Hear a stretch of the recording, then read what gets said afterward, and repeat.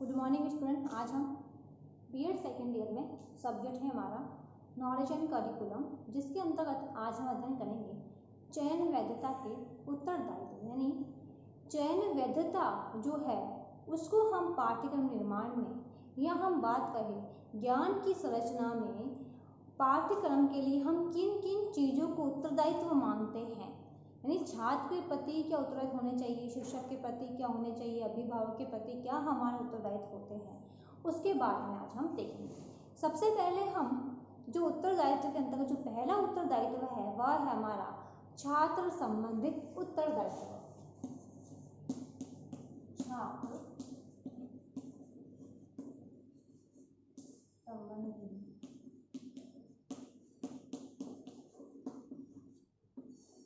छात्र संबंधी उत्तरदायित्व।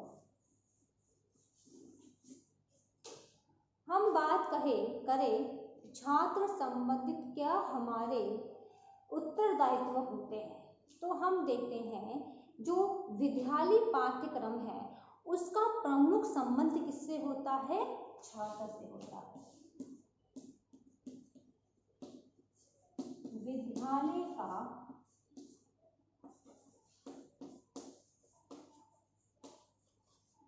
प्रमुख संबंध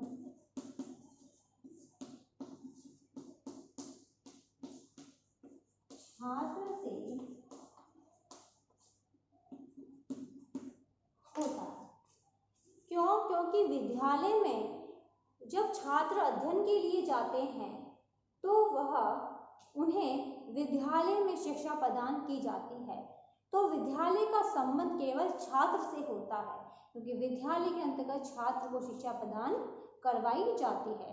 इसलिए अगर हम देखें तो ज्ञान की संरचना का जो चयन है उससे पूर्व चयन वैधता की जो उत्तरदायित्व है या उसकी जो तथ्य है उस पर विचार किया जाता है। सबसे पहले हम इसके अंतर्गत जो पॉइंट देखते हैं तो इसमें छात्रों का भौतिक स्तर के लिए उपयोगी होना चाहिए। किसके लिए उपयोगी होना चाहिए? भौतिक स्तर के लिए।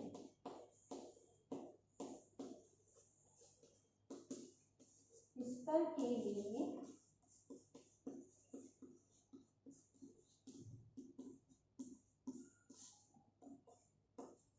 तो उत्तरदायित्व होना चाहिए, क्योंकि हम इसके अंतर्गत देखते हैं तो जब भी इसके अंतर्गत ज्ञान की संरचना को सम्मिलित किया जाता है तो वह बालकों के भौतिक स्तर के अकॉर्डिंग होनी चाहिए, क्योंकि हम अगर कोई भी शिक्षण कार्य करवा रहा है वो बालक के स्तर आकार के अनुसार नहीं है तो वह शिक्षण कार्य करवाने से कोई मतलब नहीं रहता है। तो इसलिए अगर हमें ध्यान देना है तो हमें छात्रों का पहले भौतिक स्तर देखना है कि जो भी हम अध्ययन करवा रहे हैं वे छात्रों को समझ में आएंगे या नहीं, उसका पहले हमें पता लगाना है। फिर है इस चयन वैधता के अंतर्गत प्रमुख जो व्यक्ति माना गया है वह क्या माना गया है? छात्र को माना गया है। इसके अंतर्गत छात्र को सरल से कठिन की ओर ज्ञान देना चाहिए। किस ओर? सरल से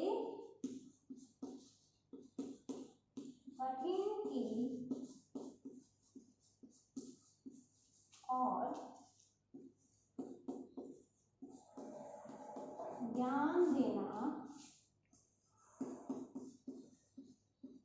चाहिए, क्योंकि अगर बालकों को केवल हम क्लास में अगर हम कठिन चीजें पढ़ा रहे हैं तो छात्रों को चीज समझ में आएगी नहीं आएगी। इसलिए हमें छात्रों को अगर हमें टॉपिक तक ले जाना है, कुछ चीज समझानी है तो हम पहले बालकों को सरल चीजें सिखाएंगे, फिर हम उसे हमारे टॉपिक पर लाकर हम उनके शिक्षण कार्य करवाने का प्रयास करेंगे। फिर हम देखते हैं तो हम ज्ञान की संरचनाओं में छात्रों को क्रमबद्ध जो रूप है उससे क्रमबद्ध रूप जो है वो प्रस्तुत करना चाहिए।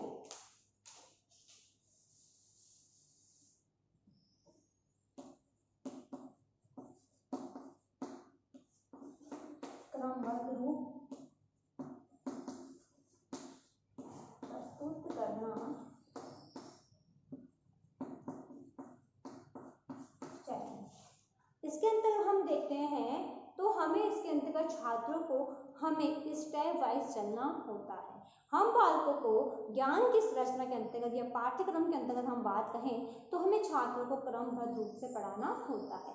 पहले हम छात्रों को शुरुआत में पाठ्यक्रम के हिसाब से सरल चीज़ों का अध्ययन करवाते हैं, फिर कठिन चीज़ों का अध्ययन छात्रों को करवाना चाहिए। हम पाठ प्रकरण को इस तरीके से हम पढ़ाएं कि बालकों को वो चीज़ सरल लगनी चाहिए।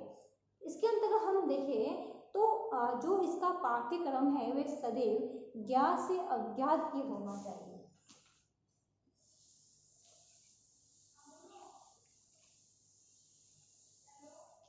इसके अंतर्गत जो पाठ्यक्रम है कैसा होना चाहिए? ज्ञात से अज्ञात की ओर।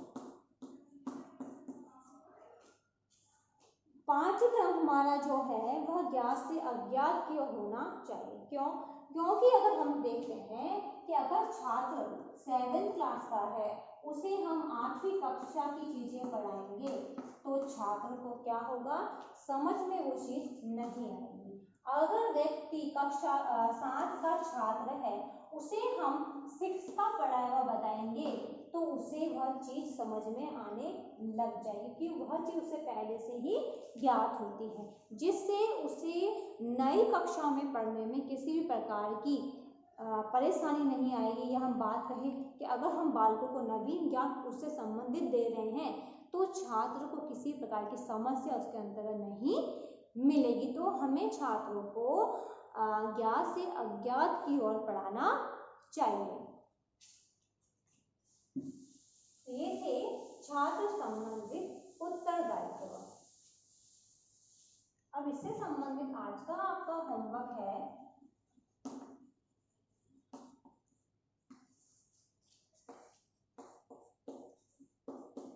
छात्र संबंधित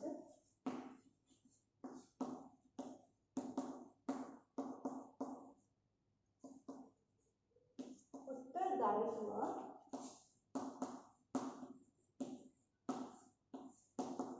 बताइए। छात्र संबंधित उत्तरदायित्व बताइए। ये क्वेश्चन आपको आपकी नोटबुक में उतारना है।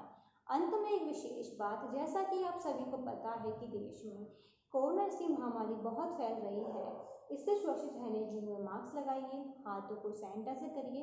यदि आप बाहर जाते हैं, किसी व्यक्ति कांटेक्ट में आते हैं तो कम से कम 6 फीट की दूरी बनाए रखिए, जिससे आप सुरक्षित होंगे तो आपका घर भी स्वस्थ रहेगा।